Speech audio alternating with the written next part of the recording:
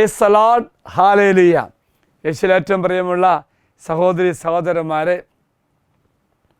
ഈ ദിവസം നമ്മൾ ധ്യാനിക്കാൻ പോകുന്നത് നമുക്ക് യേശുവിനെ പോലെ എങ്ങനെ ജീവിക്കാൻ സാധിക്കും, അല്ലെങ്കിൽ യേശുവിൻ്റെ മനോഭാവത്തിൻ്റെ അല്പം നമുക്കെങ്ങനെ നേടാൻ സാധിക്കും എന്നാണ് ചിന്തിക്കുന്നത്. അതായത് നന്മ ചെയ്ത് കടന്നു ഈശോയെ പോലെ നാമും നന്മ ചെയ്യുകയാണെങ്കിൽ, മറ്റുള്ളവർക്ക് നന്മ പ്രവർത്തിക്കുകയാണെങ്കിൽ നമുക്ക് യേശുവിൻ്റെ മനോഭാവത്തിൽ വളരാൻ സാധിക്കും. നല്ലൊരു അനുഗ്രഹത്തിൻ്റെ വചനമല്ല ഇന്ന് നമ്മൾ ധ്യാനിക്കുന്നത്. എങ്കിൽ ഇന്ന് അനുഗ്രഹത്തിൻ്റെ വചനങ്ങൾ മാത്രം അല്ലപ്പുറമായിട്ടും മറ്റു മക്കൾക്ക് നമുക്ക് അവരെങ്ങനെ നേടാൻ സാധിക്കുമെന്ന് ചിന്തിക്കാം. അതുകൊണ്ട് നമ്മൾ ധ്യാനിക്കുന്ന വചനഭാഗം ഗലാത്യ 6:10.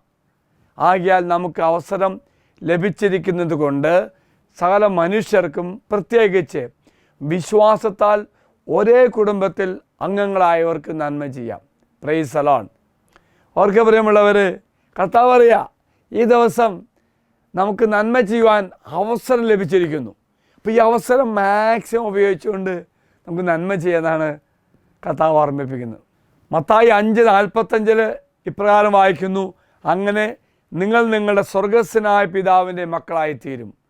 അവിടെ നിന്ന് ശിഷ്ടന്മാരുടെയും ദുഷ്ടന്മാരുടെ മേൽ സൂര്യനെ ഉദിപ്പിക്കുകയും നീതിമാന്മാരുടെയും നീതിരഹിതരുടെ മേൽ മഴ പെയ്യിപ്പിക്കുകയും ചെയ്യുന്നു.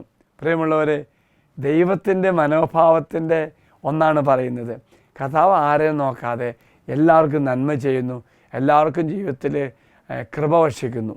അപ്പോൾ പ്രിയമുള്ളവർ, നാമും അതുപോലെ തമ്പുരാനെ പോലെ നന്മ ചെയ്യുവാൻ നമുക്ക് സാധിക്കണം.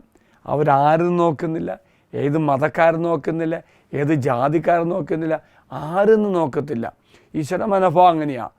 ആരെയും നോക്കാതെ കൃപയുടെ സമൃദ്ധിയിലെ എല്ലാവരും നിറയ്ക്കുക. യേശുവിനെ കുറിച്ച് പറഞ്ഞെന്താണത്? നന്മ ചെയ്ത് കടന്നുപോയി.